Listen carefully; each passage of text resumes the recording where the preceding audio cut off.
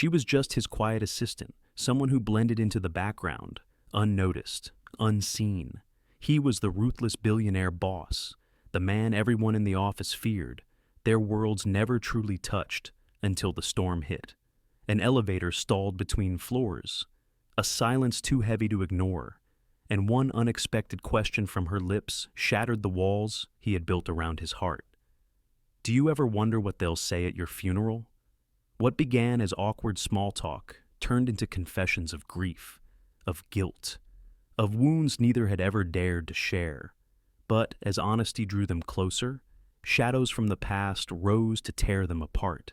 Can a man haunted by scandal ever truly change? Can a woman burdened by guilt learn to trust again?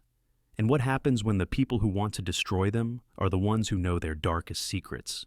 This is not just a story about love, it's a story about truth, betrayal, and the courage to risk your heart when it's been broken before. If you love emotional, thought-provoking stories, make sure to like, share, and subscribe. And now, let's step into the elevator where it all began. The storm had rolled in without warning. By late afternoon, the sky over Chicago had turned the color of old iron, thick with clouds that pressed down on the city like a weight. Rain came in sheets, rattling against windows, soaking coats and shoes, swallowing the sound of traffic until it was just one endless rush of water. Thunder grumbled in the distance, low and constant, like the growl of something restless. Inside the 34-story tower of Crosswell Holdings, the storm was little more than a distant hum. The building's glass walls were streaked with rain, but the lobby gleamed as though untouched by weather. The marble floor reflected fluorescent light, polished to perfection. Everything looked expensive, untouchable, just like the man who owned it. Nathaniel Cross. The name alone was enough to silence entire rooms. At 40, he had built an empire on real estate, finance, and acquisitions, and he carried himself with the sharpness of a blade. Employees said you could feel him before you saw him, the shift in the air, the tension in shoulders, the way laughter evaporated the moment he appeared. He didn't shout, didn't need to. His presence was enough to command, to warn, to intimidate. And then there was Evelyn Hart, 29, quiet, efficient, reliable to a fault. She was his executive secretary, the one who made sure his schedule ran without a glitch, who remembered client birthdays, who knew the rhythm of his moods better than anyone. To most of the office, Evelyn was invisible. She kept her head down, did her work, smiled politely when required, but she was always there like a steady heartbeat behind the noise. On that storm-soaked afternoon, Evelyn clutched a folder to her chest as though it were a shield. Her blouse, a soft cream color, clung slightly to her skin from the sprint through the rain. Strands of her brown hair had escaped the clip behind her ear, curling damp against her cheek. She walked 3 paces behind Nathaniel, heels clicking softly on the marble, her every step measured to match his. Nathaniel barely glanced at her. He didn't have to. He expected precision, and she delivered it. That had been their unspoken agreement for over a year. She handled the details. He handled the empire, and neither pretended there was anything more. But as they approached the elevator, Evelyn noticed something rare. Nathaniel's jaw was tighter than usual, his gaze fixed on the storm outside, as if calculating how many hours of productivity it might steal from him. He muttered something under his breath, something about traffic, and it startled her. Not because of the words, but because he'd spoken them out loud, to himself, to her. It didn't matter. Either way, it was not his usual silence. The elevator dinged. They stepped inside together, just the two of them. The doors slid shut, cutting off the sound of the lobby. Evelyn pressed the button for the top floor, where Nathaniel's office stretched wider than most city apartments. The elevator began its smooth ascent. Then the lights flickered. A jolt shuddered through the floor. The hum of machinery stuttered, then died. The elevator stopped. Evelyn's breath caught in her throat. She pressed the button again, then harder, then the emergency switch. A crackling voice answered, "Due to severe weather, we're experiencing a temporary power issue. Please remain calm." A technician has been dispatched. Remain calm. Easier said than done when trapped in a metal box 30 stories above ground with a man who terrified half the city bored. Nathaniel let out a sharp breath, short and annoyed, as though even mechanical failure had dared to inconvenience him personally. He leaned back against the wall, checked his watch, and tapped his shoe against the floor in a relentless rhythm.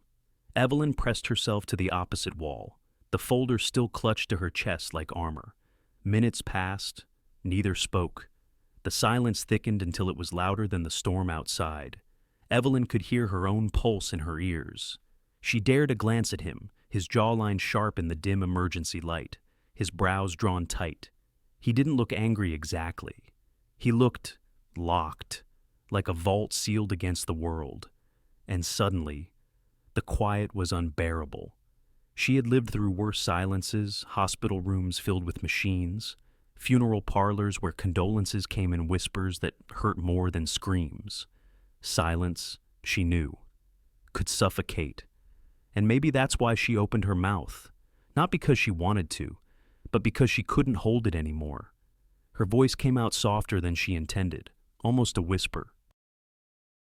"Do you ever wonder," she said, "what people would say at your funeral?"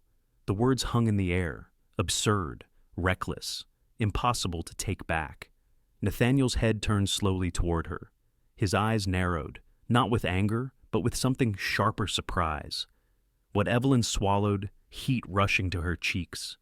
"Sorry, that came out weird. I just meant, sometimes I think about it, if I disappeared tomorrow, what people would remember, or if they'd remember at all." For a moment, he just stared, silent, studying her as if she were a puzzle he hadn't realized existed until now.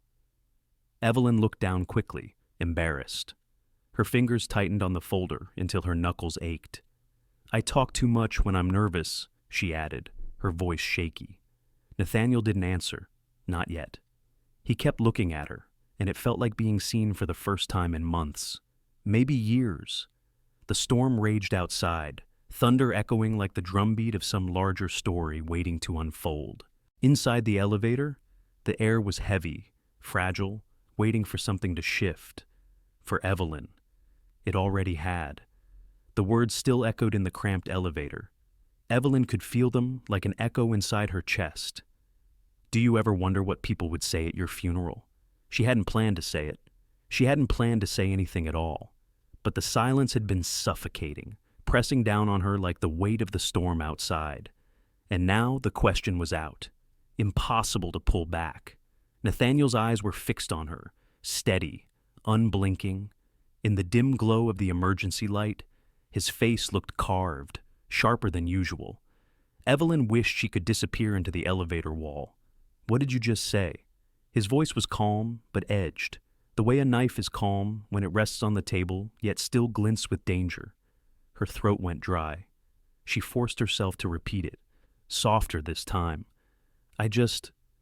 Sometimes I wonder what people will say at my funeral. What they'll actually remember?" Silence stretched again. For a second, she thought he might dismiss her entirely, brush it off as nonsense from a nervous assistant.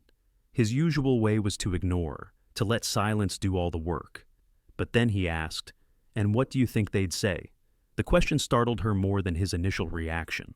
She blinked, searching his expression, but there was no sarcasm there, no disdain, just curiosity, genuine, unsettling curiosity. Evelyn gave a small shrug, the folder still pressed to her chest like armor. Probably that I was polite, that I showed up on time, that I baked muffins sometimes for the office kitchen. Quiet, kind, maybe. She laughed lightly, but the sound cracked halfway, like a glass with a hidden fracture. Nathaniel's brow lifted. "That's it. Muffins and punctuality." "Yeah," she whispered, eyes downcast. "Because that's all people really know about me. I don't open up much." The elevator hummed with stillness. The storm outside rattled faintly against the glass facade of the building, but in here it was just the two of them, two lives pressed into one steel box. Then Nathaniel spoke, low and steady. Neither do I. It was small, barely a confession, but it landed in Evelyn's chest like a spark. Her head lifted, eyes searching his. For the first time in over a year of working for him, his voice wasn't detached, wasn't clipped or commanding. It was real, human. She found herself leaning into the silence, letting it hold them both. Not awkward, not heavy. Just a pause, the kind of pause that carries weight. Evelyn exhaled slowly. I wasn't always this way. I used to be more open, more alive, I guess, until something made me close the door. Nathaniel's eyes stayed on her, calm but intent. What closed it?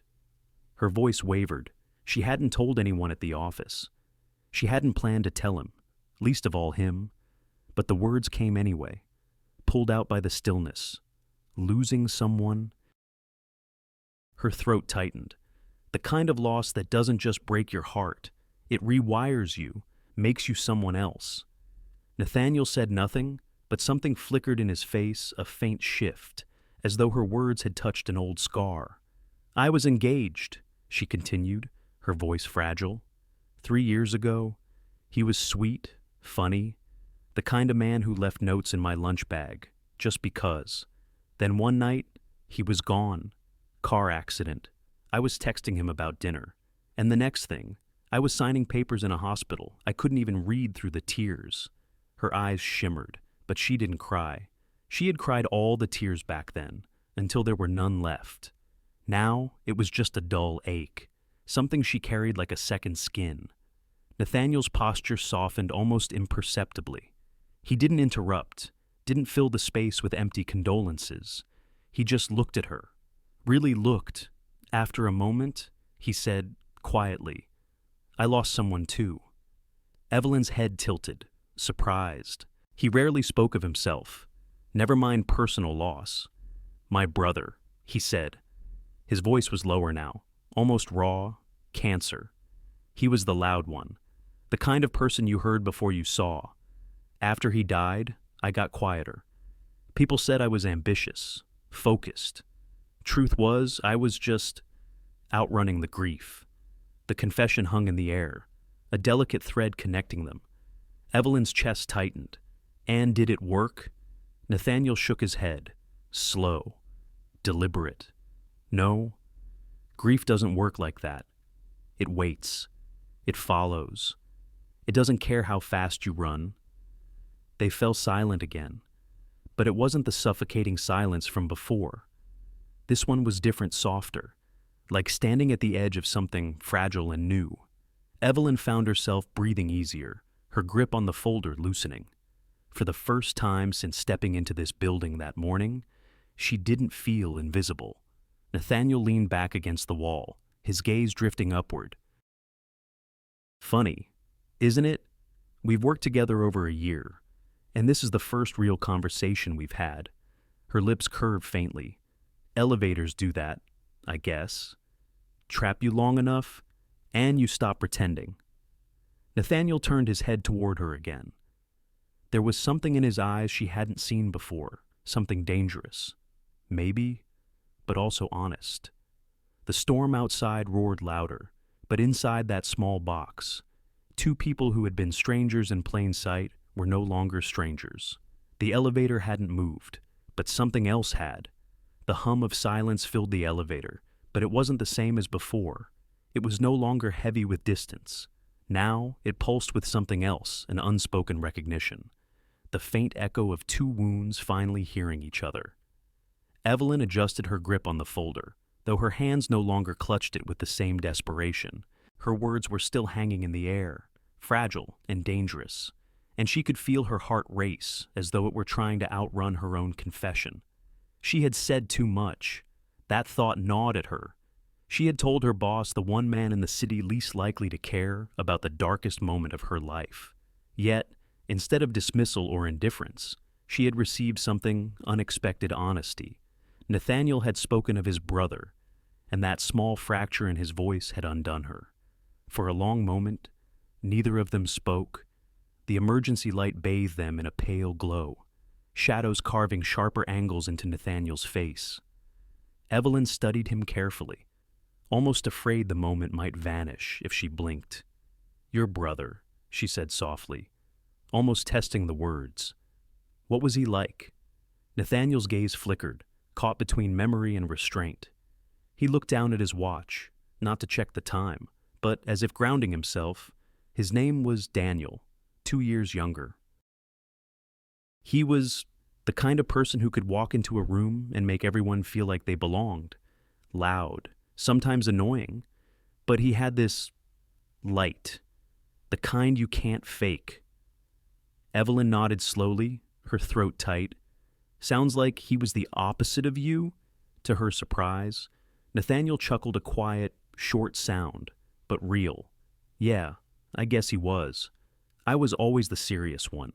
He used to call me the iceberg, said I needed a warning label." Evelyn's lips tugged upward. "And did you?"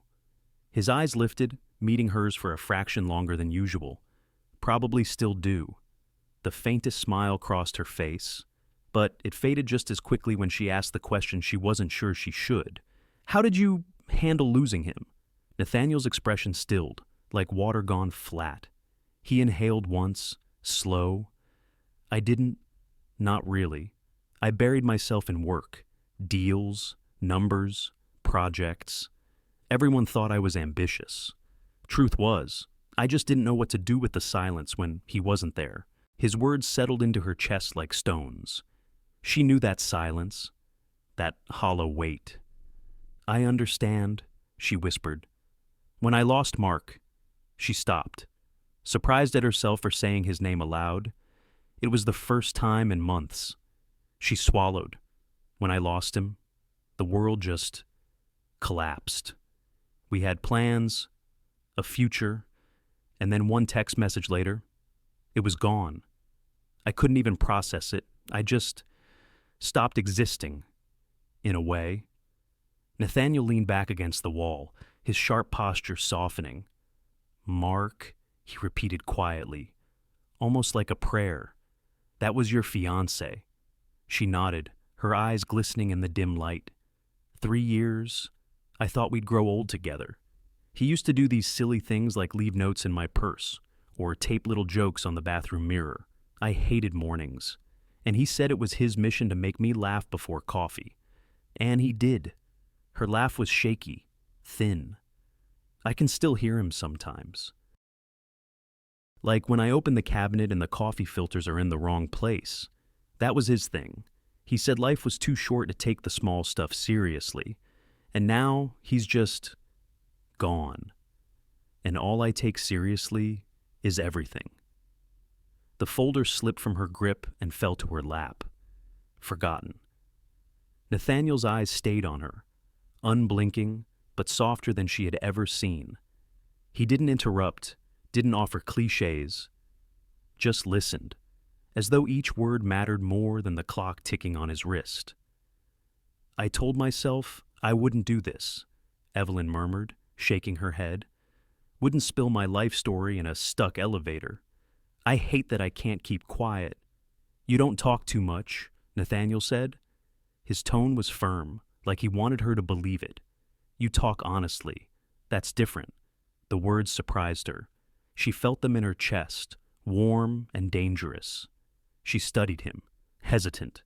"You don't strike me as someone who values honesty." He arched a brow. "And why's that? Because you never say anything. And when you do, it's usually instructions or corrections." He didn't argue. Instead, he looked down, then back at her. Maybe silence is just easier when you don't know if anyone wants to hear the truth. Her breath caught. Because that was it. That was the very thing she had been living too. The elevator remained frozen, its walls enclosing them like a confession booth neither had chosen, but both suddenly needed. The storm thundered again, but it felt far away, insignificant compared to the storm inside the box.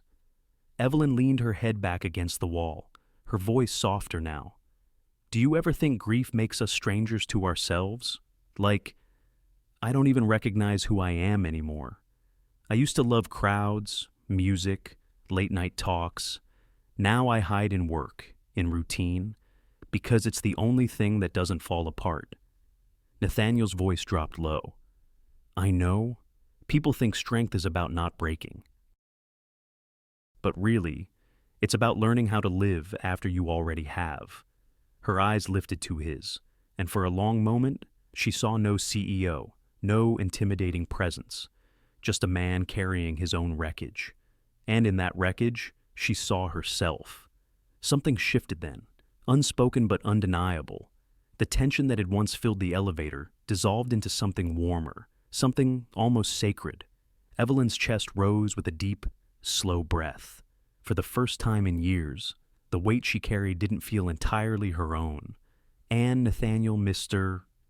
Cross, the untouchable, the feared, felt less like a boss and more like a person.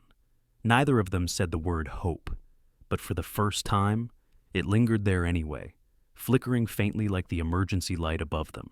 The elevator was still stuck, but they were moving. The elevator shuddered. It was small at first, a flicker of the light, a faint groan from deep within the cables. Then, with a low mechanical hum, the floor vibrated beneath them. Evelyn straightened, her heart leaping as the box slowly, hesitantly began to rise again. Nathaniel glanced upward, as though half expecting it to stop again, but the motion steadied. After long minutes of stillness, the feeling of movement was almost dizzying. Neither of them spoke at first. They simply stood there, two people carrying words too heavy to release, waiting for the ding that meant the world outside would crash back in. The elevator slowed, the doors slid open with a soft chime.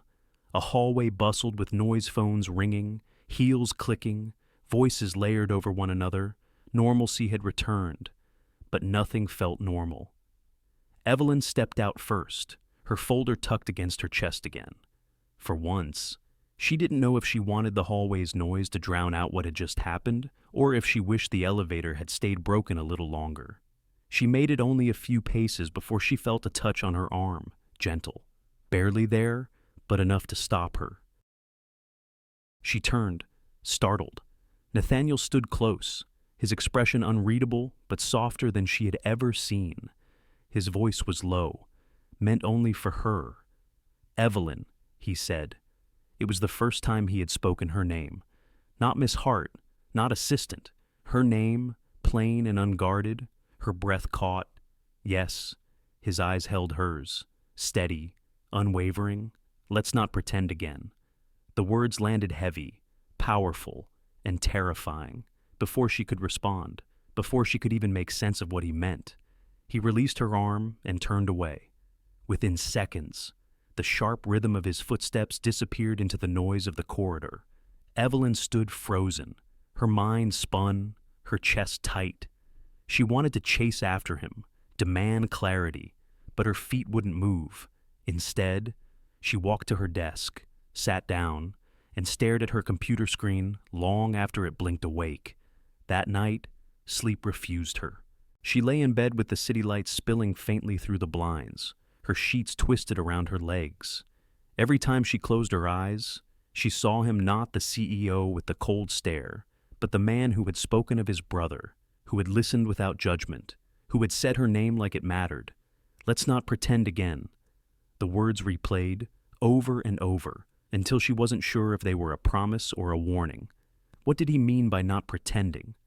Pretending not to see each other, pretending to be strangers, pretending that the elevator hadn't shifted, something neither of them asked for. Her chest ached with questions. She tried to convince herself it didn't matter, that he would show up tomorrow, the same as always. Sharp suit, clipped tone, a wall of ice no one could touch, that this was just a moment, a strange side effect of being trapped together in a storm. But she couldn't shake the way his voice had softened, or how it had felt to finally speak her truth out loud. By 2 a.m, she gave up trying to sleep. She sat on the edge of her bed, hugging her knees, staring at the faint glow of the city skyline. She told herself she should forget it, bury it with the rest of the memories that hurt too much. But part of her didn't want to. Part of her felt alive for the first time in years. Across the city, in a high-rise apartment with a view that stretched for miles. Nathaniel Cross sat on his balcony. A half-empty glass of scotch rested on the small table beside him, untouched for an hour. The storm had passed, leaving the streets glistening under street lamps. Cars splashed through puddles, their headlights streaking against the wet pavement. Nathaniel leaned forward, elbows on his knees, staring into the night. He should have moved on, already checked emails, reviewed contracts, done something useful. That was his way push forward, drown silence with work. But tonight, he couldn't. Her voice haunted him, not in the way a problem haunts a businessman, but in the way a song lingers long after it ends. Soft, unguarded, painfully honest. He thought of her words. If I disappeared tomorrow, what would they remember? And her laugh that wasn't really a laugh, breaking on the edges of grief. He thought of her fiancé, the life she had lost, the weight she carried but never showed in the office. And he thought of the way she had listened to him when he spoke of Daniel, not with pity, not with discomfort, but with understanding. No one had looked at him like that in years. He had spent so long being a fortress controlled, precise, untouchable. But in the quiet of the elevator, she had seen through the walls without even trying. And worse, he had let her. Nathaniel raked a hand through his hair, exhaling. Let's not pretend again. He had meant it when he said it, though he wasn't sure if she understood. He wasn't sure if he understood. Was it possible to stop pretending, to live without the armor he had carried since the night his brother's laugh had vanished from the world? The thought unsettled him. Yet, he couldn't deny the way his chest had felt less heavy in that elevator. For the first time in years, the silence hadn't been unbearable. He stood, restless, and paced the length of the balcony. The city stretched before him, endless and alive, but he felt only the quiet echo of her presence. Evelyn Hart, his secretary, the woman he had barely noticed beyond her efficiency until today. Now, he couldn't stop noticing. By dawn, neither of them had slept, but both knew, without speaking, that something had changed, something they couldn't unsee. The office always looked the same in the mornings. The lobby smelled faintly of polished wood and strong coffee, the kind brewed in bulk but still better than most corner cafes. The elevators hummed in steady rhythm, carrying workers in pressed suits and tired eyes to their floors. Phones rang, printers churned, and the air buzzed with the usual low tension that came from working under the roof of Crosswell Holdings. But to Evelyn, that morning felt nothing like usual. She walked through the glass doors with her shoulders slightly stiff, as if carrying something fragile inside her. She had barely slept. She had stared at the ceiling for hours, replaying the sound of Nathaniel's voice saying her name, and that other thing, those 4 words that had wrapped themselves around her chest and refused to let go. Let's not pretend again. The words echoed with every step she took across the marble floor. By the time she reached her desk, she almost convinced herself she had imagined it. Maybe exhaustion had twisted her memory. Maybe he hadn't said it at all. She placed her bag down, straightened her blouse, and tapped her keyboard to wake the computer. Routine was safe. Routine was the wall she needed. And then, good morning. Evelyn. The voice came from behind her, calm, low, unmistakable. She froze. Slowly, she turned her head. Nathaniel Cross stood there, not striding past without a glance, not handing her a file with clipped instructions. He was standing still, looking directly at her, and he had spoken words she had never once heard from his lips in her direction. Her mouth opened, but nothing came out. She had to remind herself how to breathe. Good morning, Mr. Cross. His eyes flickered with something amusement, maybe, or just a quiet recognition of her hesitation. But he didn't correct her, didn't retreat. He only gave a small nod and walked toward his office. Evelyn sank into her chair, pulse racing. She stared at her computer screen, her mind a storm. A simple greeting shouldn't have felt like this, but it did. It felt like a line had been crossed, invisible yet undeniable. The day dragged. Meetings, memos, schedules. Everything felt blurred, as if her body moved on autopilot while her mind replayed every second of that elevator, every word of that morning greeting. By 5 o'clock, she was ready to leave. She had convinced herself that the shift between them would fade, that he would slip back into the cold rhythm of routine, and she would, too. But as she gathered her things, she heard his office door open. His footsteps were slower than usual, purposeful. They stopped right in front of her desk. She looked up, and there he was again. "Evelyn," he said, his voice calm but carrying an undercurrent of something she couldn't name. "Yes." He studied her for a moment, as though choosing his words with care. "I was wondering, would you like to get a coffee after work? Not here, somewhere else." Her breath caught. For a moment, she thought she had misheard him. Nathaniel Cross, the man who barely spoke to anyone unless necessary, the man who lived behind glass walls of power, had just asked her to coffee. She blinked, her fingers tightening around the strap of her bag. Coffee. A faint smile ghosted at the corner of his mouth. Yes, that drink people have in the evenings as well as mornings. She almost laughed, but the sound got stuck in her throat. I don't know. You don't know if you like coffee?" "No," she said quickly. "I mean, I don't know if I should." His expression didn't falter. He wasn't pleading, but he wasn't commanding either. He was simply offering, "No pressure," he said, "but I'll be downstairs at 6. If you change your mind." And just like that, he walked away, leaving her rooted in her chair, her pulse thundering. The rest of the office emptied quickly. Colleagues grabbed umbrellas, hustled toward the elevators, vanished into the evening streets. Evelyn remained at her desk, staring at the clock as the minutes crawled. 5:40. She tapped her pen against the desk. 5:45. She told herself she wasn't going. 5:50. She imagined him waiting downstairs, tall and calm, with that unreadable expression. 5:55. She argued with herself in silence. If I go, I'll regret it. If I don't, I'll regret it more. She stood, sat back down, stood again. Her palms were damp, her breath uneven. She wasn't used to choices like this anymore. For years, she had built her life on predictability, safety, quiet routines, coffee after work with her boss. Her terrifying, unreachable boss was not routine. It was dangerous. And yet, she thought of the elevator, of his voice when he spoke of Daniel, of the way he had listened when she spoke of Mark. She thought of the silence between them that hadn't felt like silence at all, but something fragile, alive. At 5:58, she grabbed her coat. Her legs shook as she walked toward the elevator. When the doors slid open at the lobby, she saw him immediately. Nathaniel stood near the glass entrance, one hand in his pocket, the other holding his phone loosely.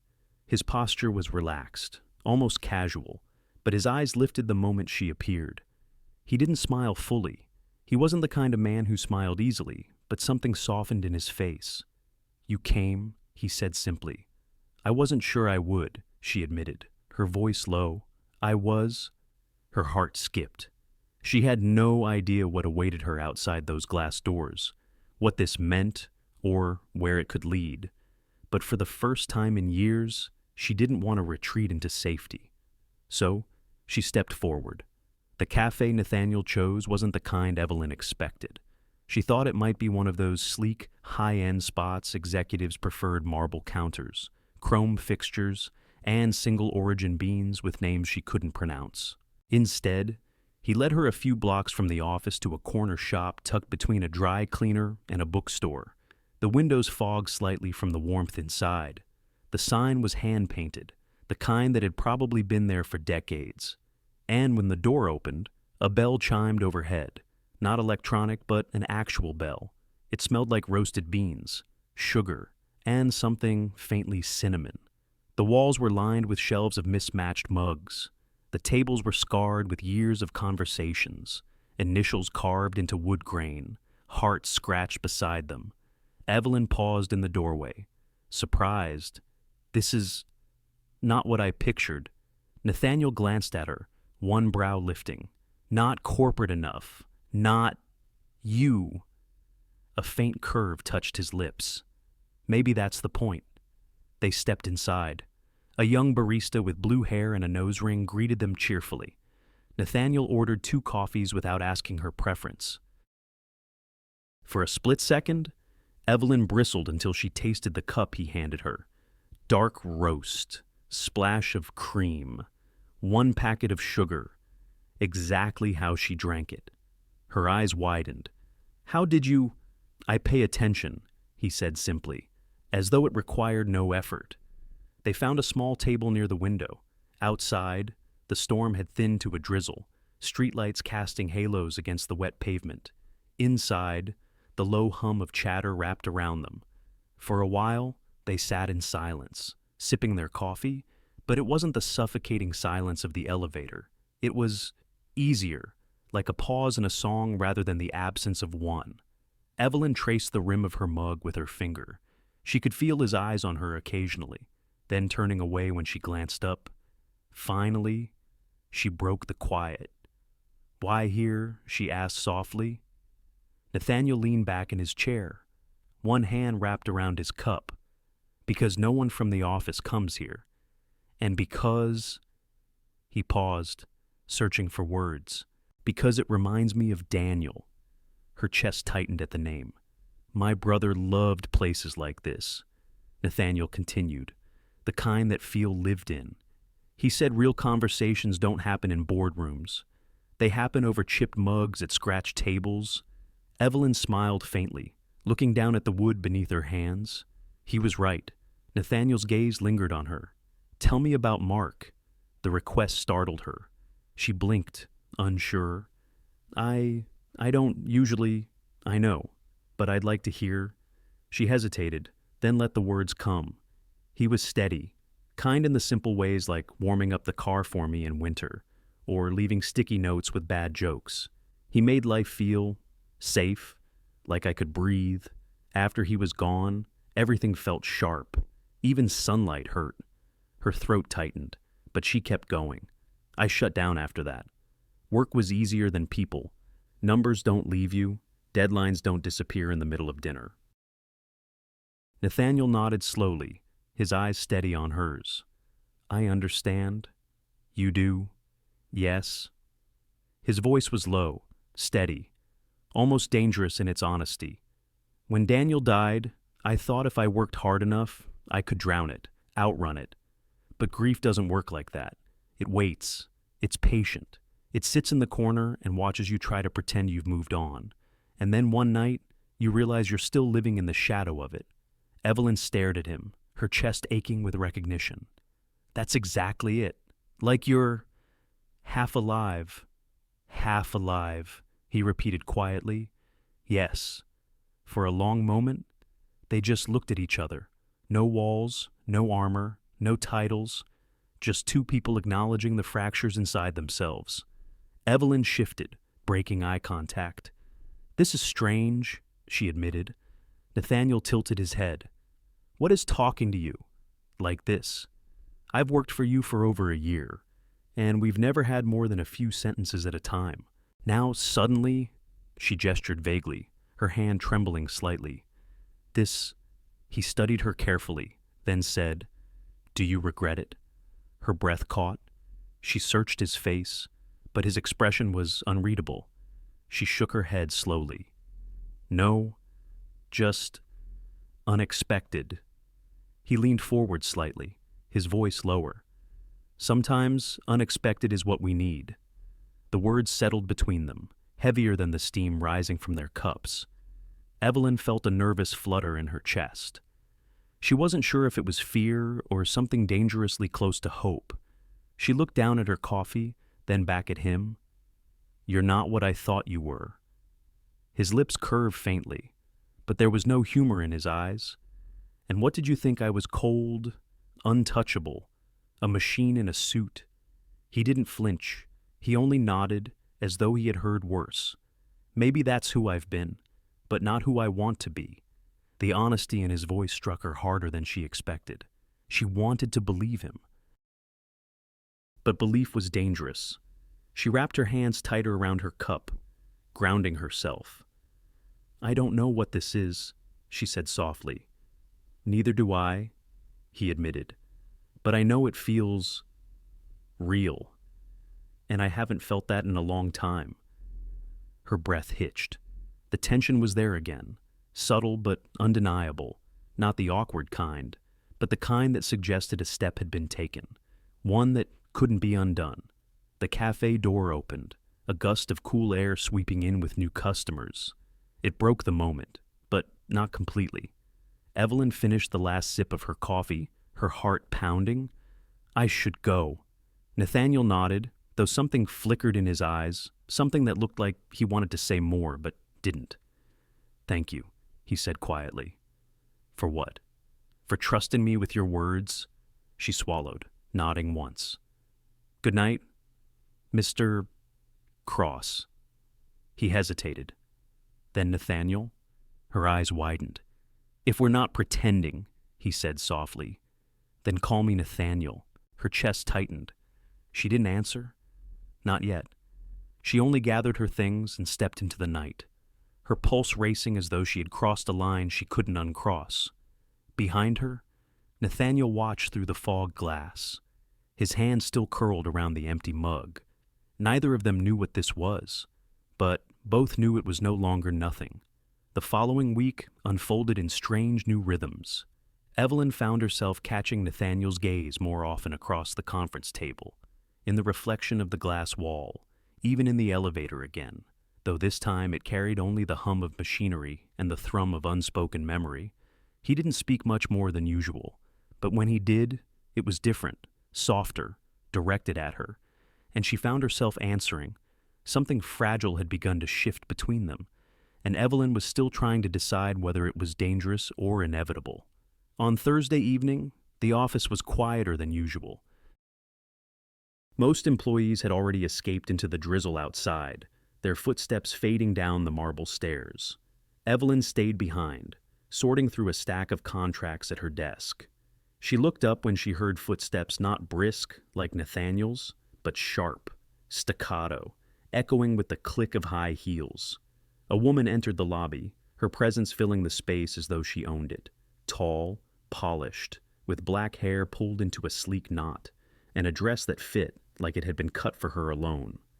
Red heels, crimson lipstick, a confidence that bordered on arrogance. "Veronica?"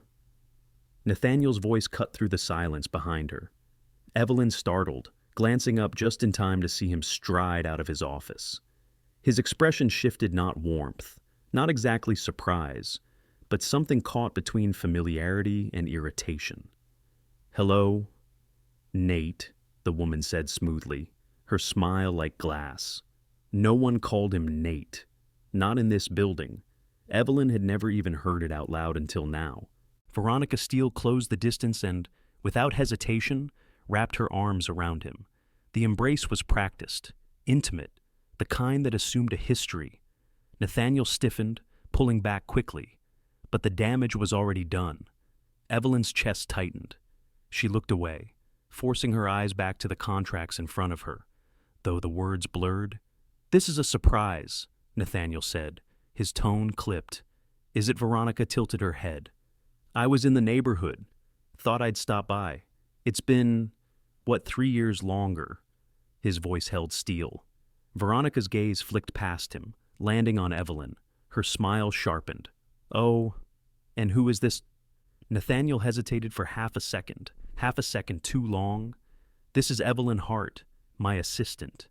Veronica finished for him, her voice smooth and condescending all at once.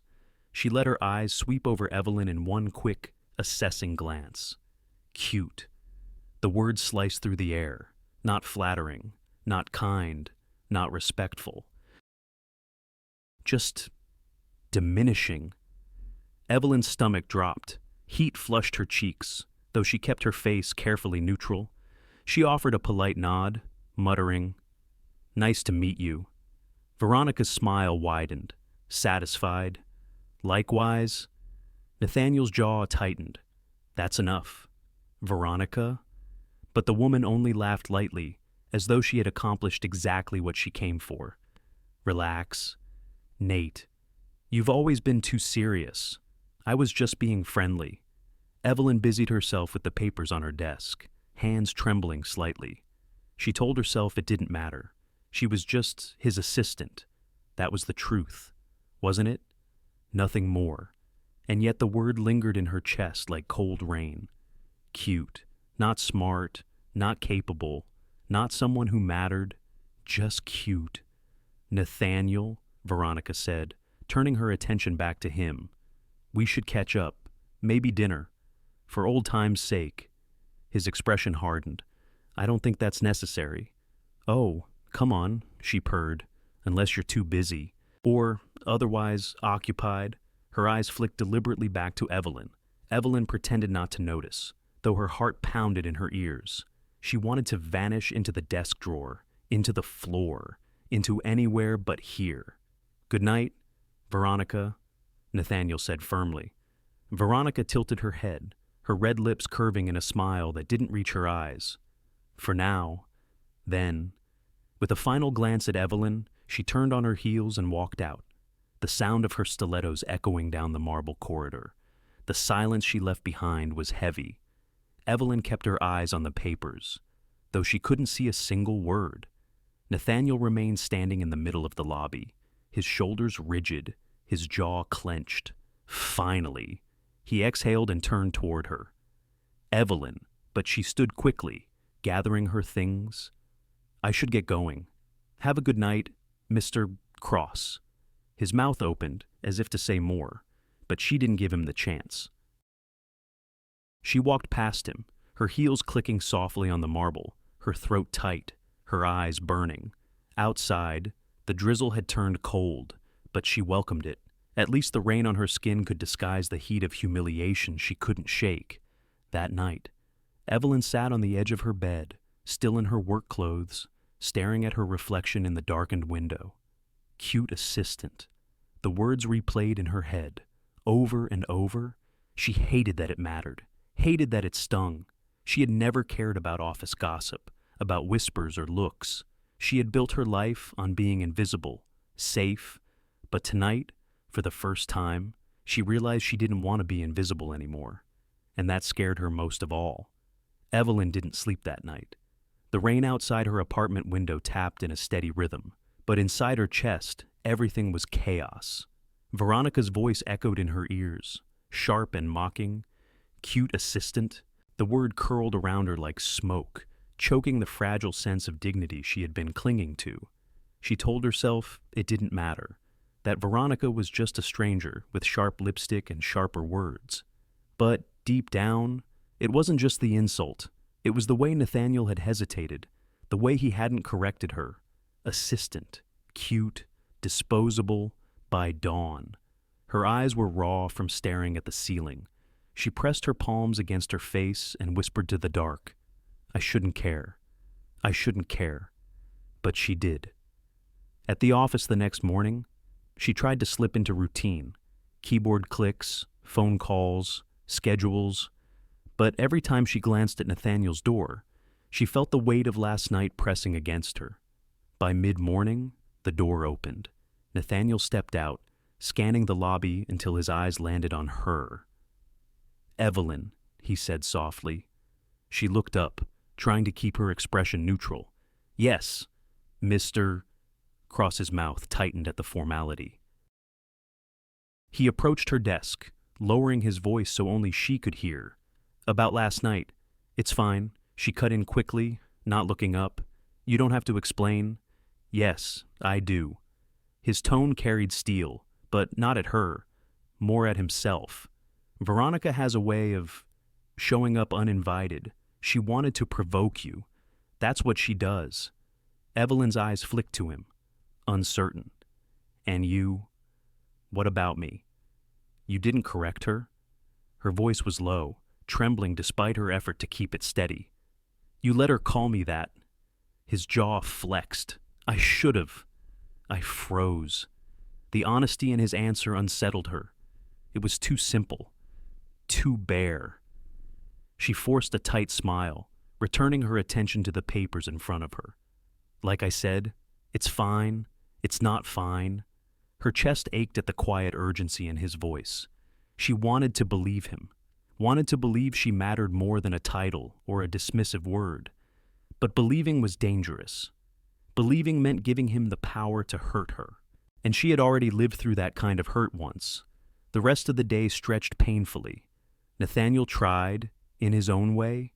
He lingered by her desk longer than usual, asked about her lunch, even made an awkward attempt at small talk about the weather. It was clumsy, almost endearing, but it only made Evelyn feel more conflicted. She could see he was trying, but she couldn't stop hearing Veronica's laugh, couldn't forget the way Nathaniel had gone rigid, silent, when faced with his past. By late afternoon, she escaped to the break room, needing space. She stood by the window with a paper cup of coffee, staring down at the wet city streets. The rain had stopped, but the sidewalks still glistened. What am I doing? She asked herself. This is insane.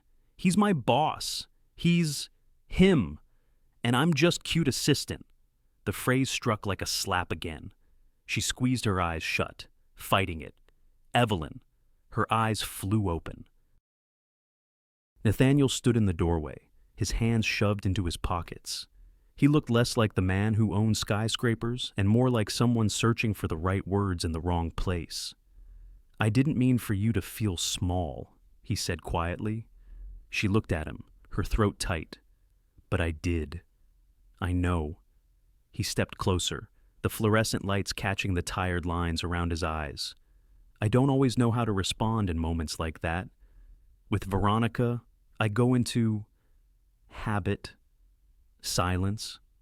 It's easier than confrontation. And what does that make me? Her voice cracked. Collateral damage to your habits. He flinched, though his expression barely shifted. No, it makes you the one person I don't want to hurt. Which is why I'm standing here, saying this, even though I'm terrible at it. Evelyn's chest tightened. She could hear the sincerity, raw and awkward. But sincerity didn't erase the sting. She wrapped her arms around herself. You scare people. Nathaniel. Entire rooms go quiet when you walk in, and maybe that works for business. But it doesn't work for this, whatever this is. His gaze softened, though he didn't step closer. Then tell me what does work. The plea in his voice shook her. She wanted to say trust. She wanted to say honesty. But both words caught in her throat, trapped by the fear of being wrong again. Instead, she whispered, I don't know. Nathaniel nodded once. Slow. Then let me figure it out. With you. She looked away, tears pricking her eyes. She wanted to believe him. But the walls she had built after Mark's death stood tall, reinforced by every sharp word, every silence, every reminder that people leave.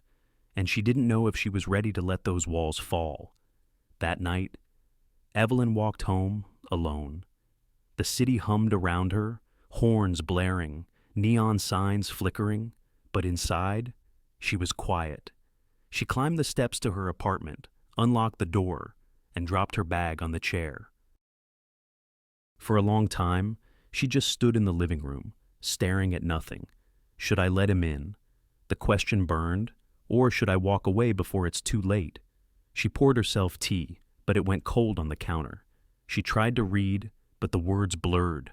She curled on the couch, hugging her knees, listening to the faint hum of the refrigerator. And she imagined Nathaniel, his silence, his awkward honesty, the way he had said her name like it meant something. Her heart pulled one way, her fear pulled another, somewhere between them. She sat in limbo, torn between the safety of distance and the danger of being seen. Friday evening. The office finally emptied. The storm from earlier in the week had returned, thunder rolling low across the city like a warning. Evelyn packed her bag slowly, her mind still tangled in the knots of the last few days. She wanted peace, wanted quiet. But as she stepped outside into the damp night air, her phone buzzed in her coat pocket. At first, she thought it was her mother checking in, or maybe a reminder from her calendar. But when she pulled out the phone, The notification chilled her. Unknown number. Her thumb hovered before she opened the message. You don't know who he really is. Be careful. The words glowed against the dark screen, sharp and merciless. Evelyn's stomach twisted. Before she could process it, another message came through. An image file. She hesitated, then tapped it. A photo filled the screen. Grainy, dark, clearly taken from a distance. But the figures were unmistakable Nathaniel and Veronica. They stood in a hallway, close. Too close. Nathaniel's hand was on her back, steadying her, guiding her. Veronica leaned in toward his ear, lips near his jawline as though whispering something only he should hear. The picture froze Evelyn where she stood, her chest constricted. She enlarged the photo, searching for details. Was it the office a hotel? When had it been taken? There was no timestamp, no context. Just an image that told a story she didn't want to believe but couldn't ignore. Her thoughts spun. Had he lied? Had everything he confessed in the elevator, at the cafe, been just another performance? The phone buzzed again. He used her. He'll use you. Don't be next. Evelyn's hands trembled so hard she nearly dropped the phone. She looked around instinctively, scanning the wet street, the passing headlights, the blur of umbrellas. No one seemed to notice her. No one lingered.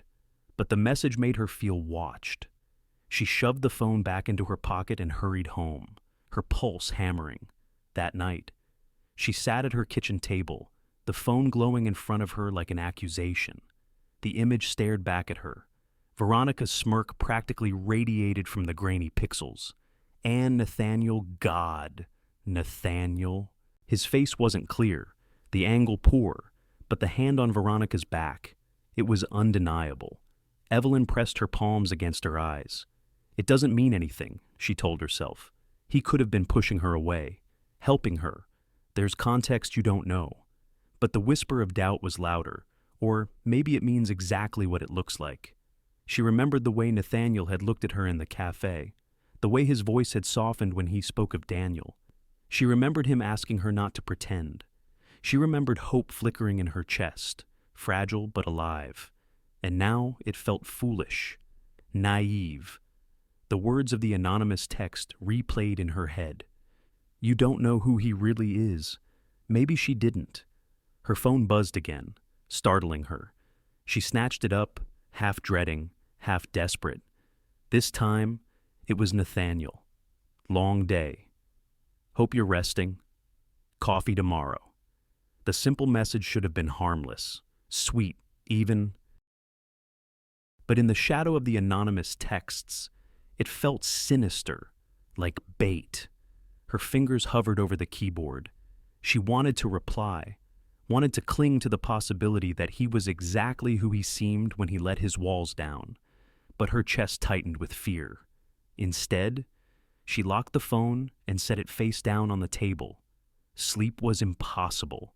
Evelyn tossed beneath the covers, replaying everything. Veronica's smirk, Nathaniel's silence, the anonymous warnings. At 2 a.m, she sat up, her heart pounding. She picked up her phone again, staring at the photo until her vision blurred. Was I just another story, another pawn in whatever game they're playing? She thought of Mark, her fiancé. He had been steady, simple, honest to a fault. With him, she had never doubted, and losing him had taught her how fragile trust was, how easily it could vanish. Now, here she was, on the edge of believing in someone again, and already the ground beneath her felt unstable. Her phone buzzed once more. Another message, another dagger. He's not who you think. Protect yourself.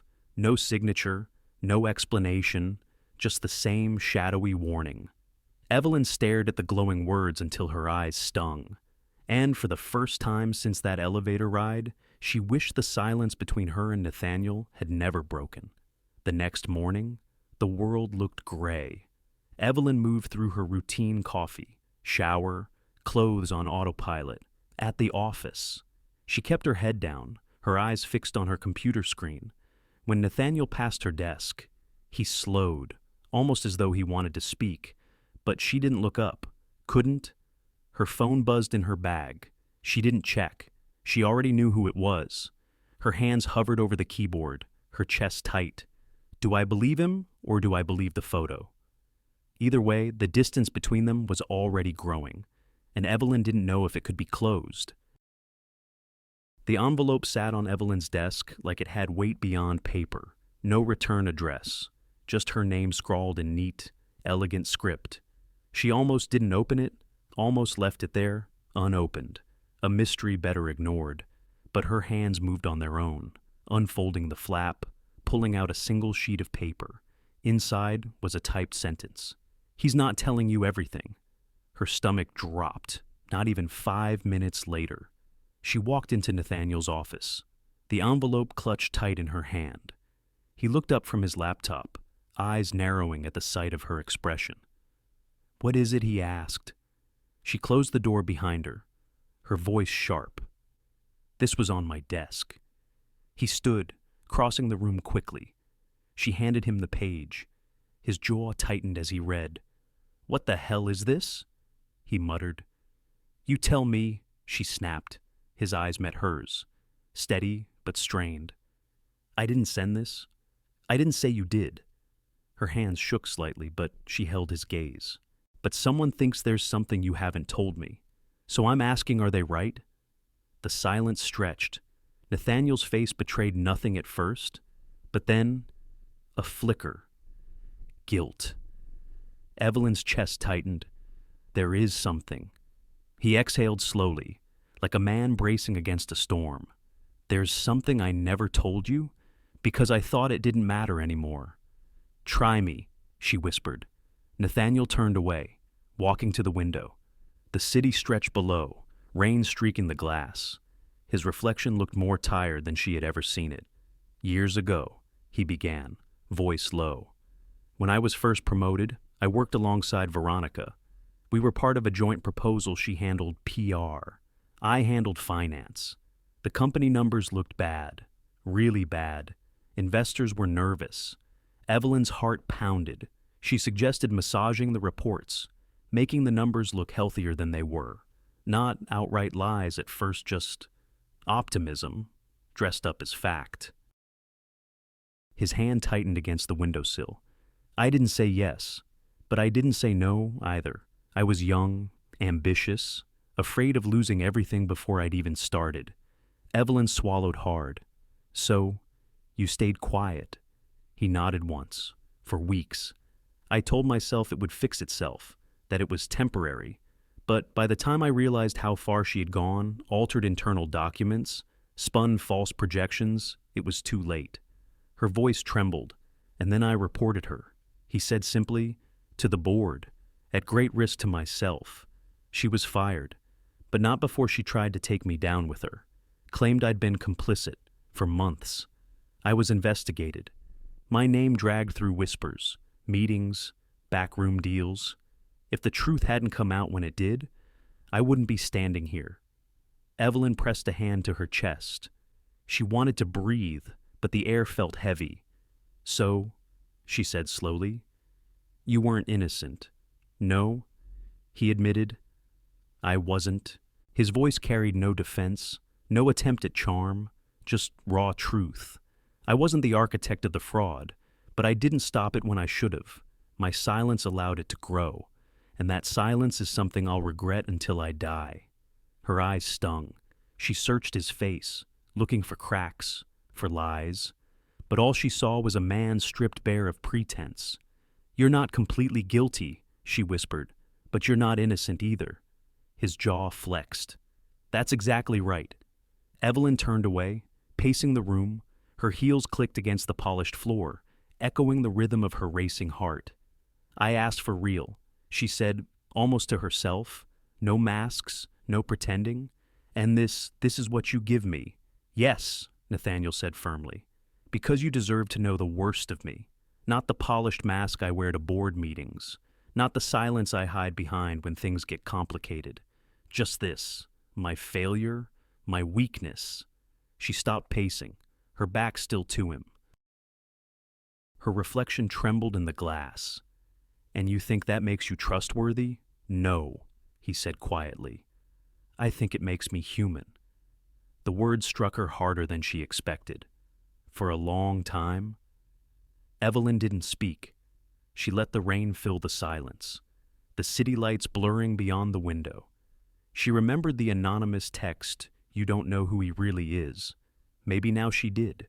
A man who had failed, a man who had been weak, but also a man who had chosen, eventually, to tell the truth. The line between villain and victim blurred, messy and complicated. And maybe that was the point. People weren't one or the other. They were both. When she finally turned back, Nathaniel was still standing by the window, his posture tense, his expression unreadable.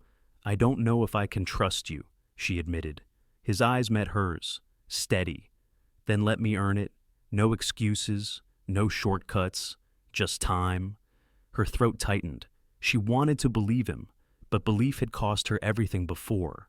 "Evelyn," he said softly, stepping closer, "I'll never claim to be perfect, but I will never lie to you again, even when the truth hurts." Her chest ached, because in that moment, she realized she wasn't afraid of his flaws. She was afraid of her own, of wanting someone imperfect, of letting herself hope again. She exhaled slowly. "I need to think." He nodded once, understanding. "Take all the time you need." That night, Evelyn sat on her couch with the folder in her lap, her tea gone cold beside her. She thought of Mark, of promises that ended in a hospital corridor. She thought of Nathaniel, of walls crumbling, of a man haunted by silence. And she realized she was standing at a threshold, not of love, not yet, but of truth. And truth, as ugly as it was, felt strangely like the beginning of something real. The office was quiet at dusk, the kind of quiet that wrapped around Evelyn like a weight. Most of the staff had already gone home, their laughter and footsteps fading into the city beyond. Only the low hum of the air system and the faint glow of desk lamps remained. She sat at her desk long after she should have left, staring at the same line of an email for nearly an hour. Her mind wasn't on work. It was circling, restless, gnawing at the envelope of truth she had kept sealed for years. Nathaniel's confession about the scandal still echoed inside her. His willingness to admit failure, to expose the ugliest corner of himself, had shaken her more than any revelation could. He hadn't sugarcoated, he hadn't defended. He had simply spoken the truth and let it stand. And now, that truth demanded something from her. When the soft creak of his office door broke the silence, Evelyn's heart leapt. Nathaniel stepped into the hallway, his tie loosened, his expression weary but intent. "Still here?" he asked gently. She nodded, though her throat was tight. "Couldn't focus." He paused, then walked toward her desk. Neither could I. The air between them stretched, taut with everything unsaid. Finally, Evelyn stood, her legs unsteady, and spoke before she could lose courage. "There's something I haven't told you," she said, her voice barely above a whisper. Nathaniel froze. His eyes sharpened, not with judgment but with focus, like a man bracing himself. "You don't have to." "I do." She gestured toward his office. He nodded, stepping aside to let her in first. Inside, the space was familiar yet different tonight. The shelves lined with leather-bound books, the polished desk, the city skyline glowing beyond the tall windows. It all felt like a stage for a confession she had spent years avoiding. Evelyn stood by the window, her back to him, hands trembling as she clutched them together. "When I told you about my fiancé," she began slowly, "I left something out." Nathaniel didn't interrupt. He simply waited, his presence steady behind her. She closed her eyes. Mark didn't just die in a car accident. It wasn't random. He was driving because of me. The words broke, raw and jagged, her chest constricted, but once she started, she couldn't stop. It was his birthday. I'd forgotten. Completely. I stayed late at work, lost in deadlines, while he waited at home with dinner and candles and all the small things he always did for me. When I finally realized, I called and begged him to come meet me so I could make it right. He was upset, and I was desperate. I just wanted to fix it. So, he got in the car, and he never made it. Her voice cracked. She gripped the windowsill, her knuckles white. I spent months replaying that night. If I had remembered sooner, if I hadn't called, if I just let him be angry for one night, he'd still be alive. His family never said it out loud, but I saw it in their eyes. I see it in mine every time I look in a mirror. I killed the man I loved, Nathaniel, not with my hands, but with my carelessness. Her breath hitched as the tears finally came, sliding hot down her cheeks. She had never spoken the words aloud before. Saying them now felt like tearing open a wound she had stitched shut with silence. The room was painfully quiet. She braced herself for the recoil for pity, or worse, for judgment. But then, Nathaniel's voice, low and steady, Evelyn. She turned, her vision blurred, and found him standing closer than she realized. His eyes were locked on hers, blue and unflinching, not with condemnation, but with a kind of solemn empathy. "You didn't kill him," he said firmly. Her lips trembled. "I might as well have." "No." His voice sharpened, not cruelly, but with conviction. "You loved him. You made a mistake. Yes. But mistakes aren't murder. Choices aren't fate. Life is cruel enough on its own without you taking on blame that doesn't belong to you." Her shoulders shook. "But I was the reason. You were a reason," he corrected softly. "Not the reason. The storm that night, the road, the timing there were 1,000 things outside your control, and you've been punishing yourself ever since for something you can't undo." She shook her head, tears falling freely. "I can't stop feeling it." "Of course you can't," he said, stepping closer, his voice gentler now. "Because grief lies. It tells us we're responsible for every loss. That if we just loved harder or moved faster or been better, things would have turned out differently. But it's a lie. I know because I've believed it too." Her breath caught. He looked down, his jaw tight. "When Daniel died, I told myself it was my fault. That if I'd noticed the symptoms sooner, if I'd dragged him to another doctor, if I'd been less focused on work, maybe he'd still be alive. That guilt nearly swallowed me. But guilt isn't truth. It's just grief wearing a different mask."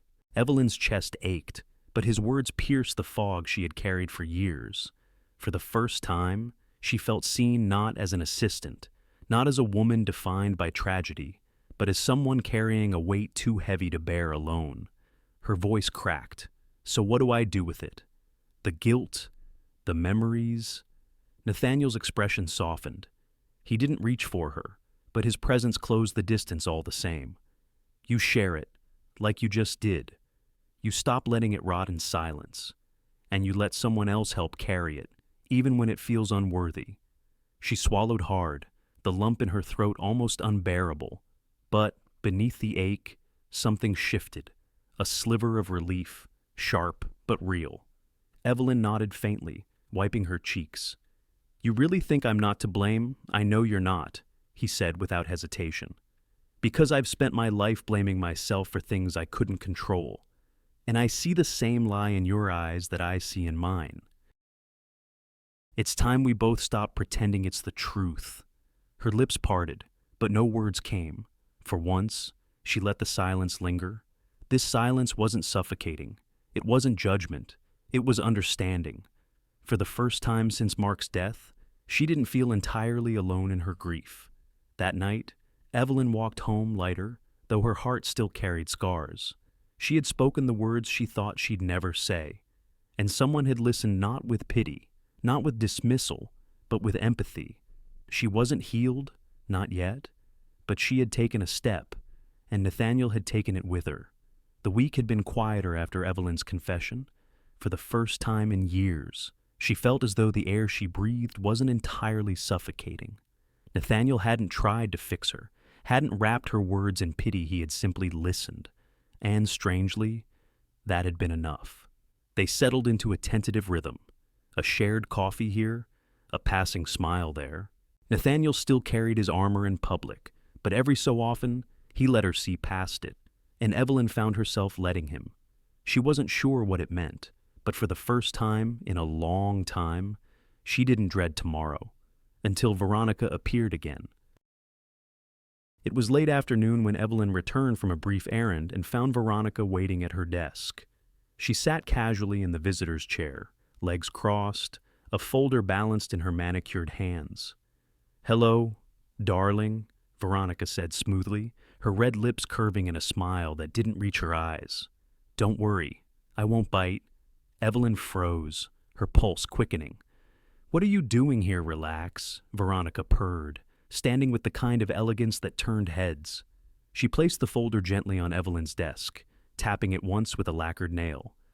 "I just thought you deserved to know the truth about your boss." Evelyn stared at the folder as if it might explode. "What is this evidence?" Veronica said simply. "Proof that Nathaniel wasn't just complicit in the old scandal, proof that he orchestrated more than he admits." Her throat tightened. "Why would you show me this?" Veronica's smile sharpened. "Because you deserve better than being another pawn. You seem sweet, Evelyn, innocent, but you're not stupid. Deep down, you already know men like Nathaniel don't change. They just hide their sins better." Evelyn's hands hovered over the folder. She wanted to shove it back, to refuse, but something in her chest ached curiosity, fear, the fragile threads of doubt she thought she had buried. Veronica leaned closer, her perfume heavy in the air. "Read it. Then tell me if you still believe his pretty little speeches." With that, she turned on her red heels and walked away, her laughter echoing faintly down the marble hall. Evelyn sat frozen, the folder heavy in her lap. Finally, with trembling fingers, she opened it. Inside were printouts, emails, financial memos, internal spreadsheets, all dated from years ago. Nathaniel's name appeared in signatures, in meeting notes, in vague approvals. Nothing screamed criminal, but the language was slippery, full of convenient omissions. One email in particular made her stomach drop. "If the numbers can be adjusted to calm investors, do so. We'll sort the details later. N.C." Her hands shook. She read it twice, then a third time. It sounded damning, ruthless, exactly the kind of cold calculation Veronica wanted her to believe. Evelyn pressed a hand to her forehead, trying to steady her breathing. "Is this who he is?" She thought of Nathaniel's confession, of his admission that he had stayed silent too long, that he wasn't innocent.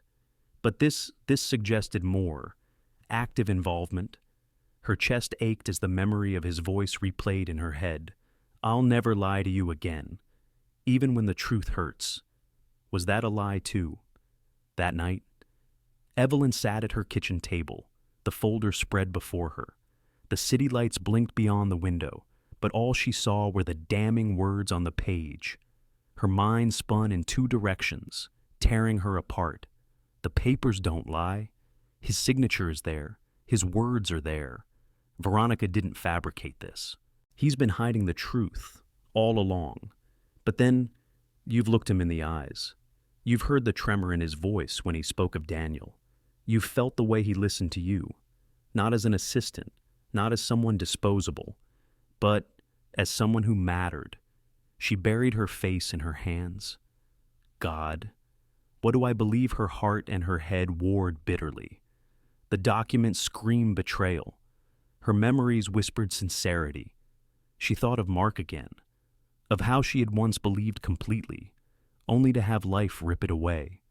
She had promised herself never to trust so blindly again, and here she was, standing on the edge of it anyway.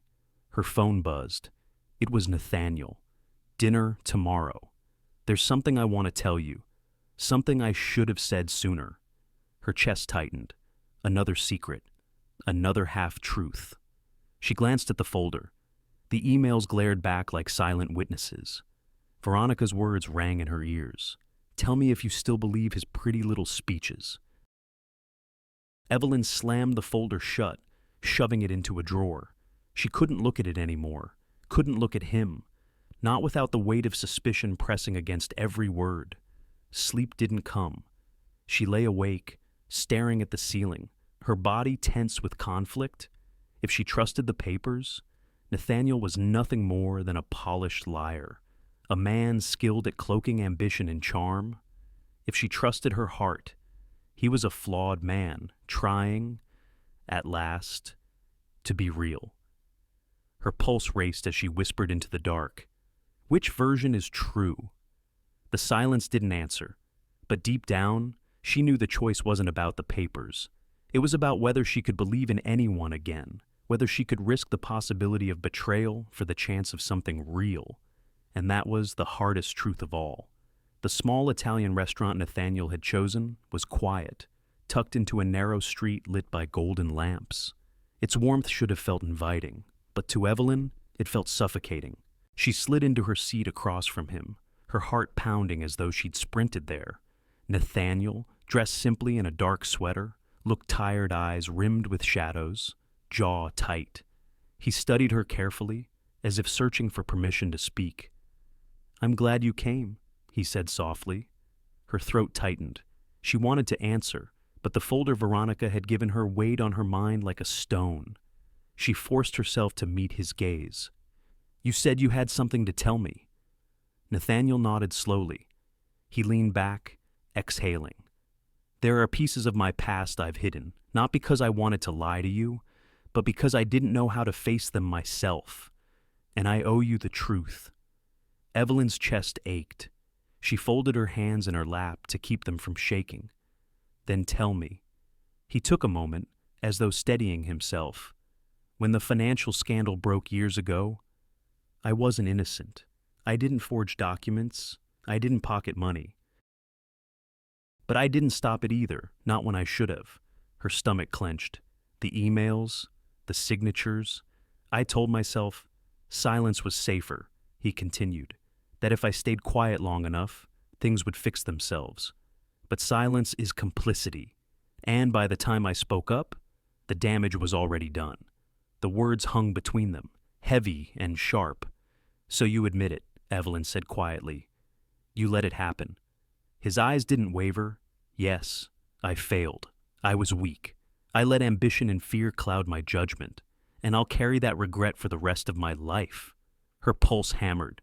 This was the moment she had dreaded, the confirmation of everything Veronica's papers had whispered.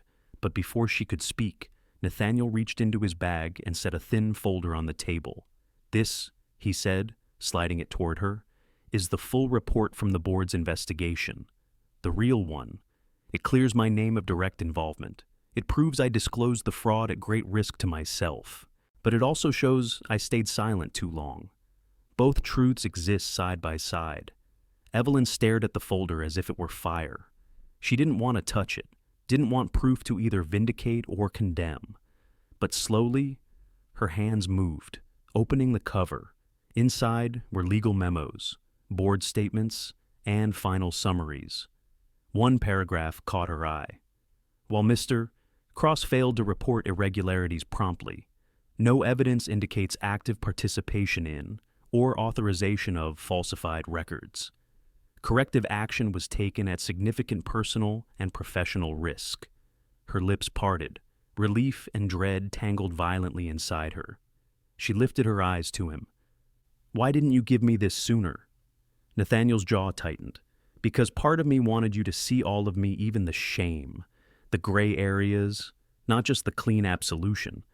I wanted you to understand that I'm not perfect, that if you choose to stay, you're choosing all of me, not just the parts I polish for the world."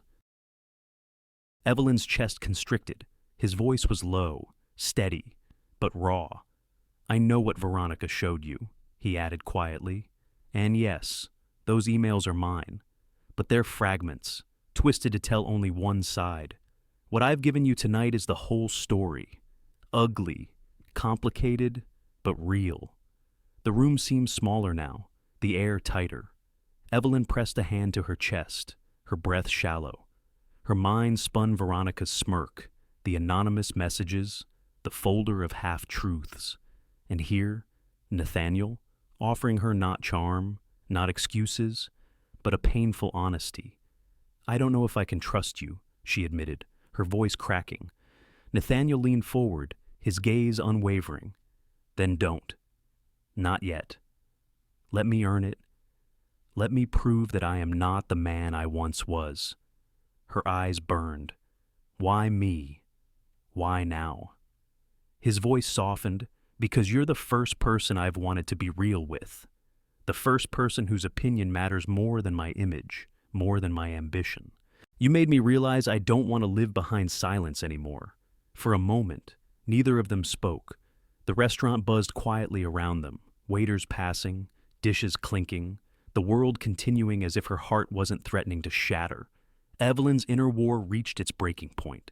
Part of her wanted to run, to throw the folder back and protect herself before the hurt went deeper. Another part wanted to believe, wanted to reach across the table, to accept his flaws because they made him human, not hollow. Her voice trembled when she finally spoke. Do you understand what you're asking of me? Yes. His answer was immediate, unflinching. I'm asking you to risk being hurt, to risk believing in someone imperfect, to risk trusting me, even when it's hard, because that's the only way this can be real. Tears blurred her vision.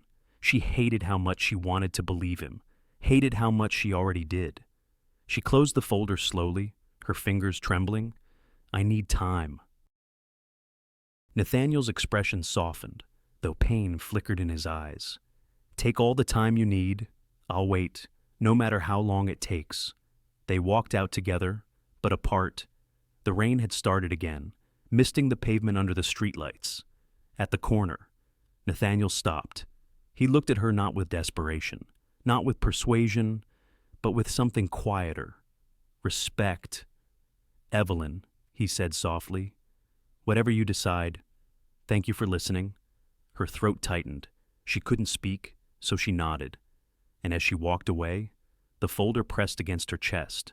She realized she had never been more terrified in her life, because for the first time since Mark's death, she wasn't just grieving, she was deciding whether to trust again, and that choice felt far more dangerous than grief ever had.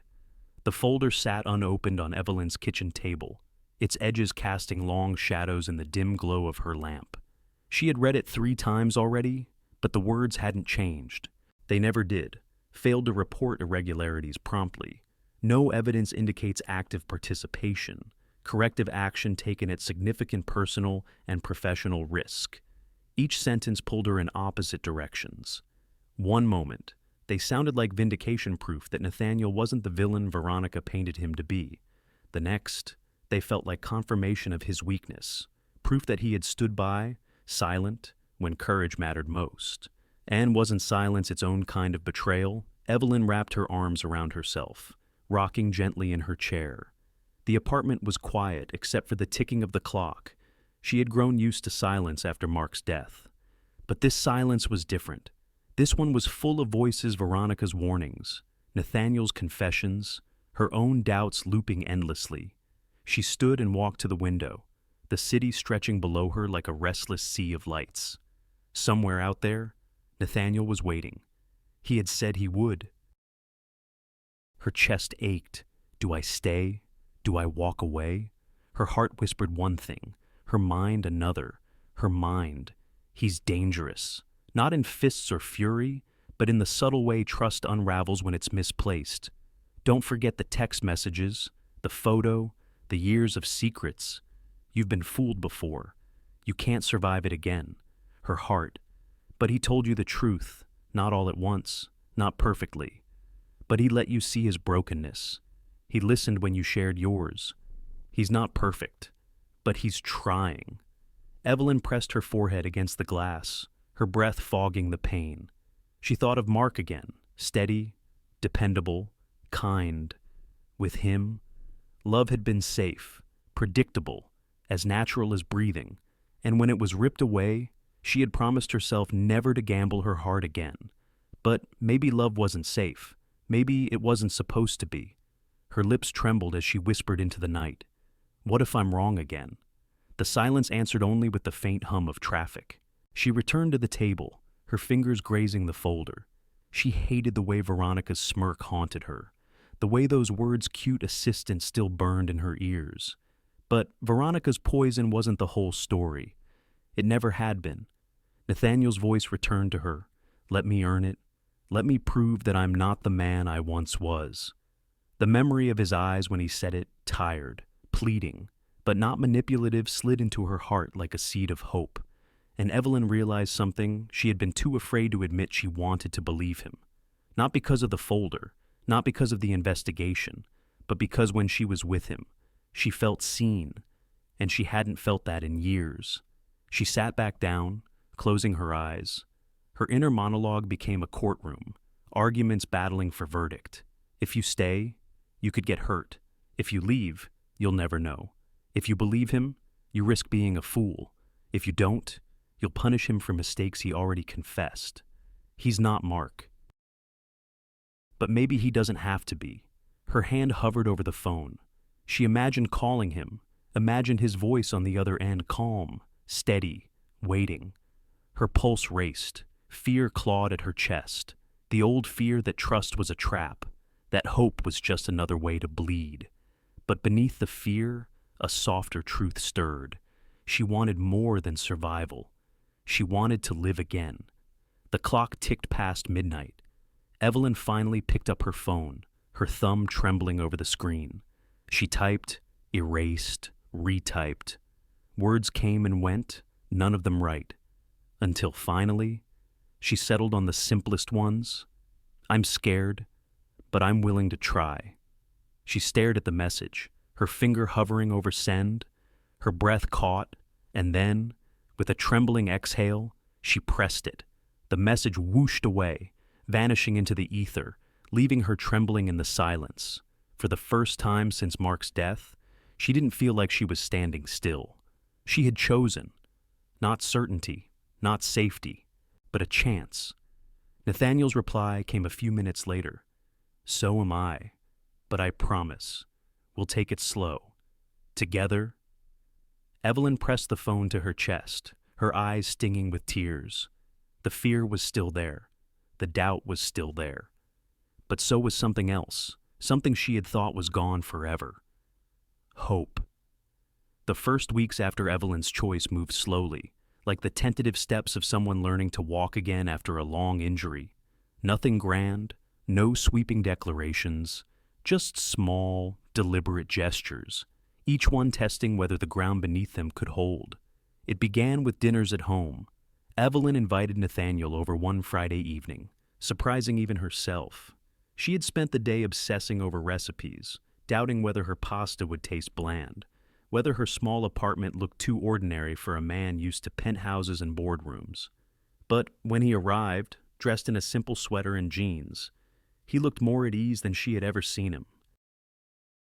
The meal was clumsy. She dropped a spoon, burned the garlic, and spilled water across the table. Nathaniel only laughed, rolling up his sleeves to help clean the mess. I'd take this over a 5-star restaurant any day, he said, and she believed him. Later, they sat on her couch with mismatched mugs of tea. Nathaniel noticed her bookshelf and pulled down a worn copy of To Kill a Mockingbird. He ran a finger along the margin where she had underlined passages. You mark your books, he teased gently. I live with them, she answered, half embarrassed. Good, he said softly. Books should leave stains. And just like that, something shifted between them. Not fireworks, not drama. Something quieter, safer. Their relationship grew in these ordinary moments. One evening, Nathaniel shared music with her.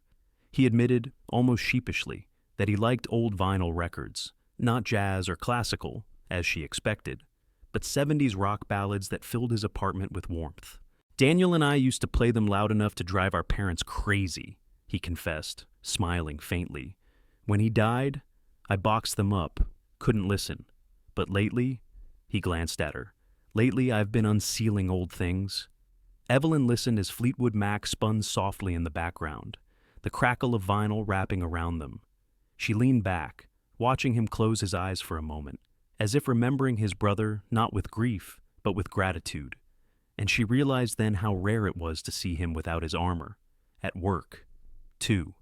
Nathaniel changed. It started small. He began saying thank you more often to the receptionist who handed him mail, to the intern who fetched copies. One afternoon, Evelyn overheard him asking a junior analyst how her mother's surgery had gone. The surprise on the analyst's face nearly broke her. People weren't used to Nathaniel noticing. At first, some thought it was a tactic, another layer of his polished leadership. But Evelyn knew better.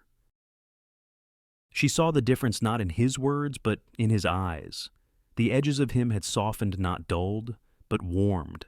Colleagues whispered less about fearing him and more about respecting him. He still demanded excellence, but he no longer wielded silence like a weapon. And every time Evelyn saw him pause in the middle of a busy hallway just to look at her, to offer the smallest smile, she felt that change in her bones. One Sunday, she cooked dinner at his place instead. Nathaniel's penthouse overlooked the Chicago skyline, all glass and steel. But inside, it was surprisingly bare. "Why so empty?" she asked, as she stirred sauce on his stovetop. He leaned against the counter, watching her. "Because I didn't see the point in making a place feel like home when I never let anyone in." Her chest tightened. She looked around at the sparse furniture, the blank walls. "It doesn't feel empty anymore," she said softly. He studied her for a long moment, then smiled faintly. "Neither do I." Trust didn't come back overnight. There were moments Evelyn still flinched when her phone buzzed, fearing another anonymous message. Times when she caught herself staring at Nathaniel's hands, remembering the photo of him steadying Veronica. Doubt lingered like a shadow. But Nathaniel didn't push. He never demanded reassurance, never rushed her. Instead, he gave her space, proving with patience what words alone couldn't. And Evelyn, step by step, allowed herself to breathe again. One evening, as they walked along the riverfront, Nathaniel stopped to watch a street performer play violin beneath the glow of a bridge light. The melody was slow, aching, beautiful. Evelyn stood beside him, hands tucked into her coat. Without looking at her, he spoke. "You've changed me, Evelyn." She turned, startled. He continued, his voice quiet. "Not into someone else, just into someone I always should have been. Less silent, less afraid, more real." Her throat tightened. She didn't answer, but she slipped her hand into his. And when he didn't let go, she knew he was telling the truth. Trust wasn't a destination, it was a daily choice, fragile and imperfect. But for the first time in years, Evelyn believed it might be possible. She believed in the small things, the pasta spills, the vinyl crackle, the laughter over burnt garlic, the hand that didn't let go. And she believed, tentatively but truly, that the man beside her wasn't just a boss, or a figurehead, or a shadow of his past. He was Nathaniel, human, flawed, trying, and for now, that was enough. 6 months passed quietly, almost imperceptibly, like a season blending into the next. The storm that had once defined Evelyn's life had eased, replaced by gentler days. She and Nathaniel never rushed. They didn't dive headfirst into declarations or promises too big for their still healing hearts. Instead, they built something small but steady. Dinners, shared books, long walks along the river. Conversations that sometimes stretched into silence, not the suffocating kind, but the kind that felt like safety. And slowly, Evelyn realized she had stopped looking over her shoulder every time her phone buzzed. She had stopped doubting every smile Nathaniel offered her. Trust had returned, fragile but real. On a crisp Sunday morning, autumn leaves scattered like gold across the park. Evelyn sat on a bench with a cup of coffee warming her hands. Nathaniel arrived a few minutes later, carrying his own cup, his breath visible in the cool air. He looked almost shy, which startled her. This was Nathaniel Cross, the man who once commanded boardrooms with a glance. And yet, here he was, fidgeting like a schoolboy. "I've been thinking," he said, settling beside her. She arched an eyebrow. "Dangerous." He chuckled softly. "Probably. But I know what I want now. Not fast, not reckless. Just sure." From his coat pocket, he pulled a small box. Evelyn's heart lurched. For a breathless moment, she thought it was a ring. Her pulse raced, her mind scattering. But when he opened it, the object inside wasn't gold or diamond. It was a simple silver key. She blinked, stunned. "A key to my place," he said quietly. "I'm not asking you to move in, not yet, but I want you to have it for whenever you're ready, for when you want the choice to walk in without knocking." Evelyn stared at it, the weight of its meaning pressing heavier than any jewel. A key wasn't marriage. A key wasn't forever. But it was real, a step, a promise without performance. Her eyes stung. She closed the box gently and held it in her lap, her breath shaky. Nathaniel? He reached over, his hand covering hers. No pressure, no expectations. Just my way of saying I see this as serious. I see you as serious. Tears slid down her cheeks before she could stop them. Not from fear this time, not from grief, but from something rarer, relief. She leaned into his shoulder, whispering, "I think I'm ready." And for once, silence was perfect. That night, back in her apartment, Evelyn placed the key on her bedside table. She lay in bed staring at it, feeling the gravity of what it represented. It wasn't about doors or locks. It was about trust, about letting someone in, literally, metaphorically, painfully.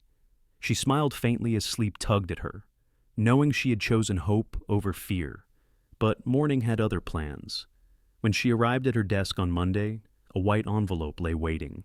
No name, no return address, just like before. Her stomach tightened. With hesitant fingers, she opened it. Inside, one line was typed neatly across the page. "He's not the only one with secrets. What about you?" Her breath caught. The words blurred as she read them again, her heart pounding, her mind spun. Who had sent it Veronica? Someone else. And what secrets could they mean? She had confessed everything, or had she? She thought of Mark again, of the guilt she still carried, even after Nathaniel's reassurance. She thought of the moments she still kept buried, the nights when her shame whispered louder than her hope. The letter wasn't wrong. She did have secrets, wounds she had only begun to reveal, shadows she wasn't sure Nathaniel or anyone could ever fully understand. Evelyn folded the note carefully, slipping it into her drawer. She sat at her desk, staring at the key in her bag. One hand pressed against it as if to steady herself. Trust was never simple. Love was never tidy. And perhaps the past wasn't finished with either of them. But for the first time in years, she wasn't running. She would face whatever came next, even if the answers weren't clear. And so, the story didn't end with certainty, or vows, or happily ever after. It ended with something rarer, a choice, a key, a question left hanging in the air. Because life, Evelyn realized, wasn't about perfect endings. It was about whether you had the courage to keep turning the page. Life rarely gives us neat answers. Sometimes it traps us in unexpected places, a broken elevator, a painful memory, or the weight of our own silence, and forces us to confront the truths we've been avoiding. Nathaniel and Evelyn's story reminds us that love, trust, and healing are never about perfection. They are about honesty, patience, and the courage to face the past. Many of us carry guilt, secrets, or regrets we cannot erase. But silence only makes those burdens heavier. Speaking the truth about who we are, what we've lost, and how we've failed does not make us weaker. It makes us real. And only when we are real can we truly connect with another soul. For those of us who have lived through decades of change, loss, and resilience, this story is a gentle reminder. It is never too late to open the door again, to trust, and to allow love, and even if it arrives imperfect, even if it demands courage. Because in the end, the measure of a life is not in avoiding pain, but in daring to keep our hearts open, despite it. Thank you so much for spending your time with this story. If it touched your heart, inspired you, or made you think about life in a new way, we'd love for you to join our community. Please like this video, share it with friends, and subscribe to the channel so you never miss another story. Your support means the world and helps us continue bringing meaningful stories to life.